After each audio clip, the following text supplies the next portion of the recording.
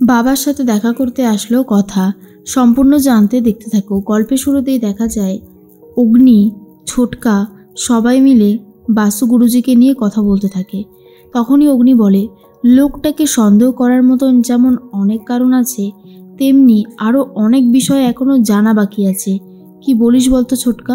তখনই ছোটকা বলে, দাঁড়া, সিঙ্গাপুরে আমার 2-3জন চেনা জানা আছে, তাদের কাছ থেকে বাসু গুরুজির ব্যাপারে আমি কিছু খোঁজখবর নিয়ে নিই, তাহলে হয়তো তোর সুবিধা হতে পারে। তখনই ছোটকা বলে, কি রে এবি, বুঝতে পেরেছিস? অগ্নি তখন বলে, ছোটকা তুই আর এসব নিয়ে আর কি মানিস না তো। এরপরেই অগ্নির তখন বলে, কি হয়েছে বলতো, তোরা এভাবে চুপ করে আছিস? ছোটকা বলে, শোন, কথাকে এই বাসু গুরুজির ব্যাপারে বোঝাতে গেলে প্রথমেই যেটা করতে হবে, মানে কথা যে কাজগুলো করে, ঘর গুছিয়ে রাখা, তোর জন্য চা নিয়ে আসা, এই কাজগুলো আজকে তোকে করতে হবে। অগ্নি তো শুনে পুরোপুরি অবাক হয়ে যায় আর বলে, কি বলছিস কি ছোটকা, এখন আমাকে এগুলো করতে হবে? ছোটকা তখন বলে, দেখ, করতে পারলে তো ভালো, আর যদি করতে না পারিস সেক্ষেত্রে কি বলতে পারি বল।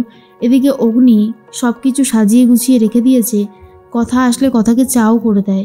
কথা তখন বলে, চাটা তো সুন্দরই হয়েছে, কিন্তু কি ব্যাপার বলুন তো পাচক মশাই, হঠাৎ করে আজকে আপনি আমার জন্য এত কিছু করছেন, আমি তো কিছু বুঝতে পারছি না। অগ্নি তখন বলে, শোন না, তোর সাথে বাসু গুরুজিকে নিয়ে কিছু কথা আছে। কথা বলে, আবার ওই মানুষটাকে নিয়ে কথা? এ বছরের জন্মদিনটা আমার কাছে একটা স্মৃতি, আমি হয়তো কোনোদিনও সেটা ভুলবো না, কিন্তু ওই মানুষটা আমাকে যেভাবে মানুষকে খুব গাছ দিয়েছিল, পরে এটা প্রমাণ করতে চেয়েছিল, মিথ্যে রসিদ দেখিয়েছে উনি এটা করেইনি, তারপরেও আপনি এই কথাটা বলছেন? তখনই অগ্নি বলে, বলছি, কারণ আছে বলেই বলছি, না হলে কি আর এমনি এমনি বলতাম? দেখ, এখনও সময় আছে, আমার কথাটা একবার শোন। আমি ছোটকাদিকে দিয়ে সিঙ্গাপুরে ফোন করিয়েছিলাম ওই লোকটার ব্যাপারে জানার জন্য। ছোটোখাটো স্ক্যাম ওই লোকটা করেছে, কিন্তু ওই লোকটার সাথে আমাদের আরও অনেক কথা বলতে হবে, তাহলে যদি আরও অনেক তথ্য বেরিয়ে আসে, হতেও তো পারে। দেখ, আমার মনে হয় এই কাজটা করা উচিত। এরপর তুই কি বলবি বল? তুই কি তাকে ফেস করতে চাস না?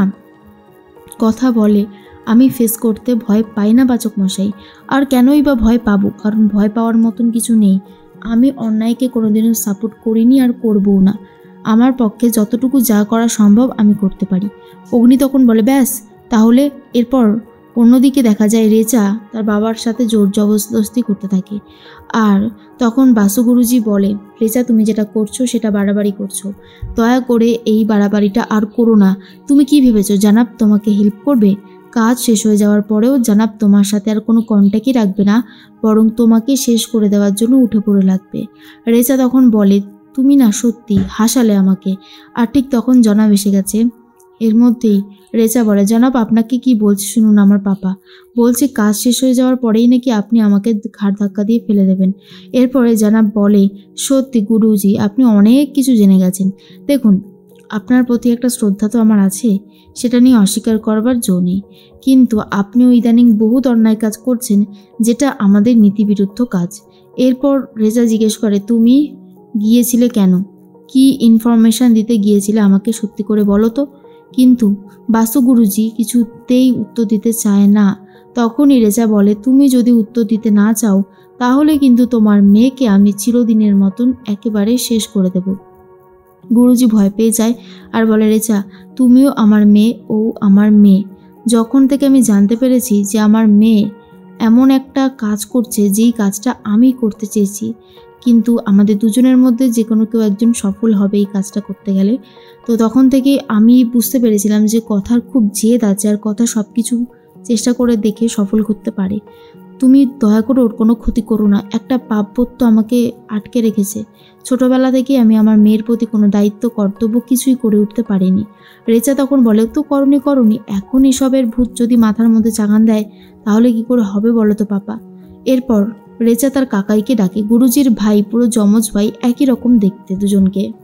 এর মধ্যেই তখনই জনাব বলে, দেখুন বাসু গুরুজি, আপনি তো অন্যায় করেছেন, আমাদের দলের ইনফরমেশান, আমাদের দলের যে সমস্ত কথা, এগুলো আমরা বাইরে লিক করতাম না, কিন্তু ইদানিংকালে বাইরে লিক হয়ে গেছে, সেটা শুধুমাত্র আপনার জন্য। আপনি তো কাজটা মোটেই ভালো করেননি, তবে আপনি এই যে কাজটা করেছেন সেটা অন্যায়। এর মধ্যেই অগ্নি অনেকবার ফোন করতে থাকে বাসু গুরুজিকে, কিন্তু কোনোভাবে বাসু গুরুজি ফোনটা ধরে না। অগ্নি তখন বলে, আমাকে একটা নাম্বার দিয়ে গিয়েছিল, আর একটা হোটেলের বলেছিল 302 নম্বর রুমে উনি থাকবেন, যখন খুশি যেতে, আমাদের তাহলে সেখানে যেতে হবে। এই বলেই বেরিয়ে যায়। যখন পৌঁছায় রিসেপশনিস্ট বলে, বলুন কি ব্যাপার। আসলে বাস্তু গুরুজির সাথে কথা বলে গুরুজির ভাই, রেচা আর জানাব তিনজনেই চলে এসেছে হোটেলে। আর ঠিক তখনই অগ্নি বলে, আমরা 302 নম্বর রুমে বাস্তু গুরুজির সাথে দেখা করতে চাই। তখন রিসেপশনিস্ট বলে, সরি স্যার, সেটা তো সম্ভব না, আর 302 নম্বর ঘরে এই নামের কেউ নেই। অগ্নি তো একটু অবাকই হয়ে যায় আর বলে, কিন্তু উনি যে আমাদের এখানে আসতে বলেছিল। রিসেপশনিস্ট বলে, সেটা তো বলতে পারবো না, তবে ওই নামে এখানে কেউ থাকে না।